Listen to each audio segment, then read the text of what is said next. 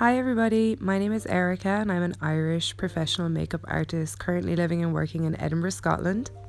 I'm so excited to be part of the Stand Together Glam Together event today, and thank you so much to Erin for asking me to be a part of it. Please donate if you can, and I would like to take this moment just to say thank you so much to all of the NHS workers, all of the frontline workers, and everybody who has given their time and sacrifices over the last few months. Now let's start this tutorial. So first I just went in with a tinted moisturizer and took my time to blend it all out, and now I'm adding my concealer. This is the Urban Decay Naked Concealer, and this is a really nice one. It allows you to build on top of it as well. I'm using the Ordinary Serum Foundation to bronze in the shade 3Y, and I love this foundation to bronze because it's water-based, it builds up beautifully. And then I'm adding the Charlotte Tilbury Flawless Filter on top for a nice dewy glowy sort of highlight. Love this product. And you might notice that I'm using the same brush to do mostly all of my base products, including now I'm adding some contour. You can just use any cream contour. But this works really nicely because the products are already on the brush, so they just blend together beautifully. I'm brightening the center of my face now using the Kevyn Aucoin concealer. This is a really nice concealer too, it's not too heavy. You'll notice that I do use quite a few different products, but I'm just using a small amount of each. I much prefer to build my products. And then I'm putting on my blush. This one is from Milk. I use this for probably over a year and a half now. It's been my go-to blush, and this is in the shade Perky. Just applying a little lip balm. This one is from Milk, and then I'm using some translucent powder to press over the center of my face and around my smile lines. I left my highlight area free of powder though, so I'm adding a little bit more Flawless Filter on top. Now I'm just using my cream contour, whatever product you've used for your contour, on an eyeshadow brush, and I'm going to buff that into the socket of my eye and along the crease. This helps to bring all the contours of the face together and the eyes connect with the nose into the nose bridge, but it also will act as a nice base for the shadow. So I'm applying my shadow now, as you can see, and it builds up really easily and it just kind of grabs everything together. This is such a good way to build a look quickly.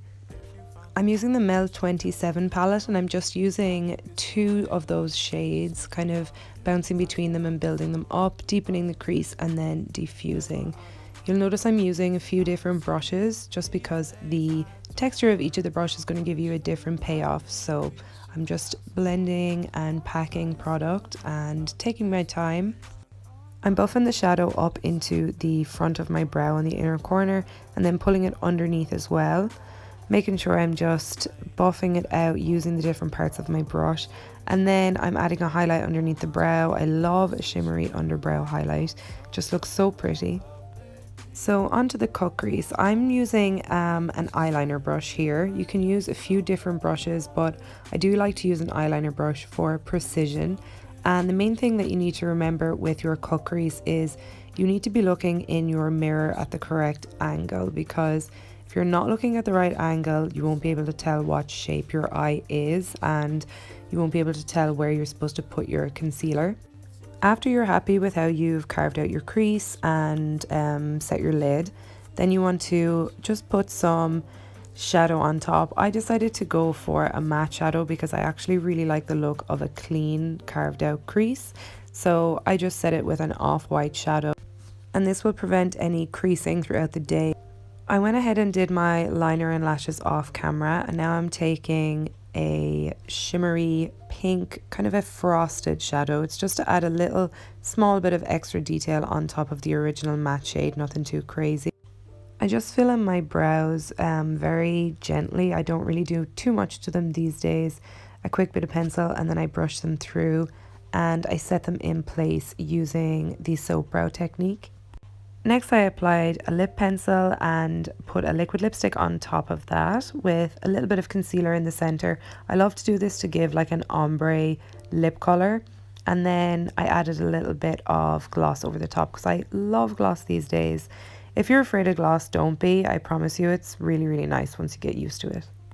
Next we're adding this absolutely beautiful highlight by Mel's Cosmetics. I normally go for a coloured highlight Normally something with pink in it, I just think it gives a bit more life to my face and I just can't really get away from it. So I added a little bit of that on the inner corner as well. Brushed up my brows using the old soap technique. One last little buff on the shadow and we are done. That is the finished look. I really hope you like it. I had a lot of fun doing this. Thank you again to Erin for asking me to be a part of it, and don't forget to donate.